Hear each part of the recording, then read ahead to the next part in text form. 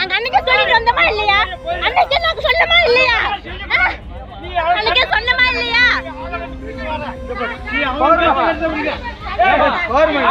நாங்க அன்னைக்கே சொன்னமா இல்லையா? எத்தனை வக்கீலோட வந்து நாங்க ஸ்டேஷன்ல சொன்னா? நேத்து நாங்க 100க்கு போன் போட்டோமா இல்லையா? பேசுங்க சார், நீங்க எதுக்கு இப்படி இருக்கீங்க?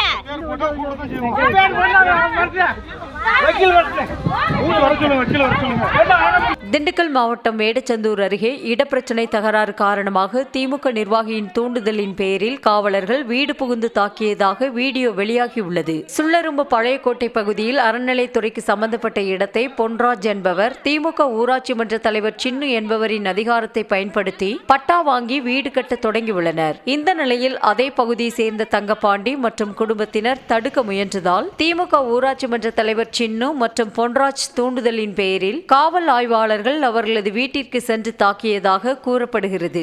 அன்னைக்கே நாங்க வக்கீல வச்சு பேசணும்ல, உங்களுக்கு தெரியும்ல சார். நேத்து நாங்க 100க்கு போன் பண்ணி சொன்னோம்ல, நீங்க கூப்பிடுறீங்கல்ல, இன்னைக்கு எதுக்கு இப்படி இது பண்றீங்க? எல்லா வேலையும் பண்றீங்க,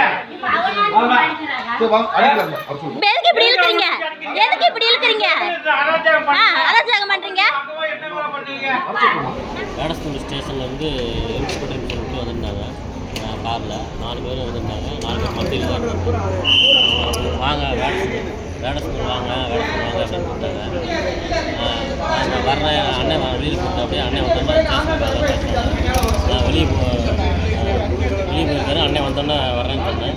நான் இல்லைன்னா வா அப்படின்னு சொல்லிட்டு நான் பணியில் போட்டிருந்தேன். பணியிலாம் அடித்து கிழிச்சு விட்டாரு. கிழிச்சு விட்டாருங்க. கீழே தள்ளி விட்டு மண்டையில் அம்மா வந்து தள்ளிச்சு. அம்மா வந்து தள்ளி விட்டுருக்காங்க. எல்லாம் அந்த வீடியோ நான் எடுத்துருக்கேன். நீங்கள் வாங்க வரணும் சார் கேட்க மாட்டேறாங்க. அம்மாவை பிடிச்சி தள்ளி விட்டாங்க. இப்போ ஏன் அடித்து உள்ள வண்டி எப்படி ஏற்ற போனாங்க. வந்து அம்மா வந்து தடுத்தாலும் அம்மாவை கீழே தள்ளி விட்டாங்க. இப்போ வரைக்கும் சொல்லவே இல்லை. வாங்க ஸ்டேஷனுக்கு வாங்கன்னு தான் கூப்பிட்டாங்க. நீங்கள் போங்க, நாங்கள் பின்னாடி வர்றோம்னு சொன்னோம். அவங்க கேட்கவே இல்லை. இவங்களை பிடிச்சி இழுத்து அடித்து பூரா காயமாக்கியிருக்காங்க.